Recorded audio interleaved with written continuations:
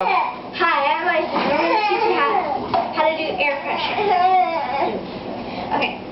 First, you take a can and you turn the stove up to max. Okay? Then you take a can and you fill it with 1 tablespoon or teaspoon.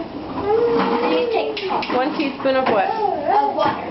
Okay. And then you put the cans on here and then you get some and you make some ice, soapy water, and you put it in one of these, and then here we go. Here's the experiment, and watch it observe. Air pressure, and there's your facts on air pressure. Oh, stop yet. Do the other one. Here's air pressure, and we're going to do the other one. As you can see, this is steaming, right? This is probably going to be a big one.